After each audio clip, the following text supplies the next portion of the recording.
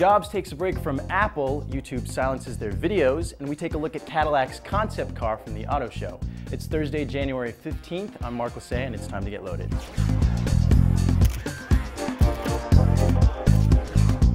Steve Jobs has announced that he's taking a 6-month medical leave of absence from Apple until the end of June. In his place, company chief operating officer Tim Cook will take over day-to-day operations at the company. This news comes just a week after Jobs said he had a minor hormonal imbalance that was relatively simple to treat. However, in a statement to Apple employees, Jobs said that his health issues were more complex than originally thought. While we won't speculate about Jobs' health, the financial markets and investors had no problem doing so. Apple stock plunged 10.8% in overnight trading, eliminating the so-called Jobs premium.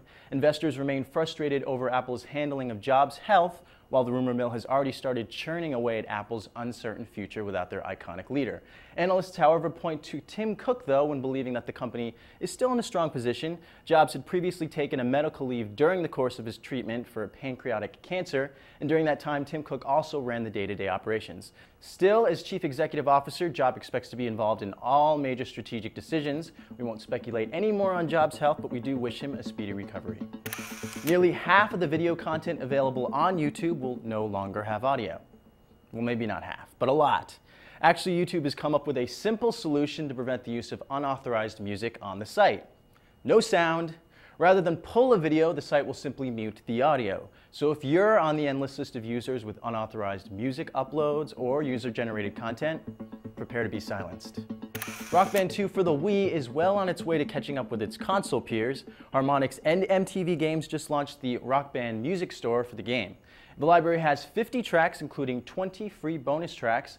The 360 and PS3 already have hundreds of tracks for the game, and the Wii eventually plans to beef up its music collection to match that.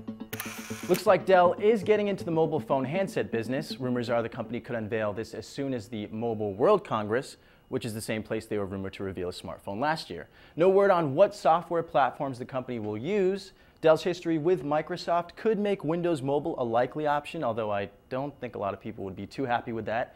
Tom Merritt predicted more phones would implement the Android platform this year, and I think we're all hoping Dell will go that route. Brian Cooley flew straight from CES to the Detroit Auto Show this week. He got a look at a beautiful concept from Cadillac that showcased a hybrid powertrain and some very pretty OLEDs built right into the interior. Take a look. You know the phrase, saying something is the Cadillac of something means it's the best. This is the Cadillac Converj, so I guess we could say it's the Cadillac of electric vehicles with this kind of powertrain. Specifically, the powertrain as seen in the Chevy Volt, range extended electric vehicle. At all times, the drive wheels are run by an electric motor through the battery pack, then a very small lean burn gas engine kicks in and keeps generating power. Now you can keep driving until that little motor is out of gas to generate electricity to drive the car. You follow all that? But the technology isn't just driving this car. There's some good stuff inside.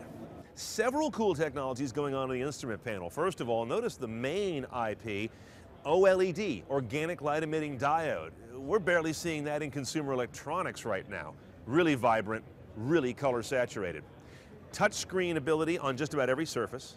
Also, proximity sensing. So as you move your hand over portions of the dash, that relevant area will wake up. A head-up display is being envisioned, and of course blind spot detection. And notice the car has no mirrors per se. Little stubby things that stick out, just barely, and those are cameras that replace mirrors and put the images on the screens inside. Yep, solar panel on the roof. That aids with trickle charging to keep things like accessories from draining the car. Blockbuster announced that it will partner with Sonic Solutions to stream video. Sonic acquired Cinema Now just months ago, and it will be implementing their systems for the partnership with Blockbuster branding. Cinema Now licenses content from some major movie studios like 20th Century Fox and Paramount Pictures. Blockbuster will sell movies to own or through pay-per-view. They plan to open an unlimited subscription offer like Netflix and focus on more new releases as opposed to Netflix, which has a more eclectic mix of unknowns in their library. Now, with all this digital technology in the comfort of your own home, it's also okay to maybe go for a walk or even a nice drive. Fresh air is good sometimes. We got a chance to review a few Polar heart rate monitors just a while back, which is why we are particularly excited about Nokia's new N79 handset. It's called the Nokia N79 Active, and it comes with a wireless heart rate belt from Polar, which is ideal if you're a runner or even to take to the gym. It'll have assisted GPS tracking and a refresh on Nokia's Sports Tracker app. The N79 Active is the smallest N-series handset, and it'll ship with an armband and a 4GB micro SD card. The regular N79 became available in the US last month, and the new N79 Active will be available in select markets for €375. We got a lot of emails about the subsidized laptop story. Felipe over in the UK writes, "Here in the UK it's been going on for quite a long time now, more than a year I'd say. I have a friend who got interested in the package as she could not have regular broadband in her house. I guess it's a great idea for people who are in this situation or really need a mobile broadband connection. We didn't realize it was a popular trend outside the US. It makes sense, so if you don't have the luxury of having free internet everywhere you go, you're basically paying for the convenient internet service." Thanks for that. Now, we received some emails regarding the statement that Chipotle is owned by McDonald's.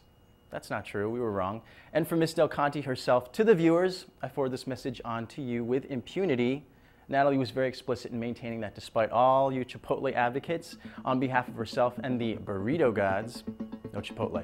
Those are all your headlines for today. Before I sign out, I have a few birthday shout-outs. Happy birthday, Juan, Yaswinder, I hope I'm saying that name right, Tom, and that's it. Be sure to catch up with your tech news of the week, loaded.cnettv.com, and Monday's a holiday, but Natalie will be back on Tuesday. Thank you for watching. I'm Mark Lasea with CNET TV, and you've just been loaded.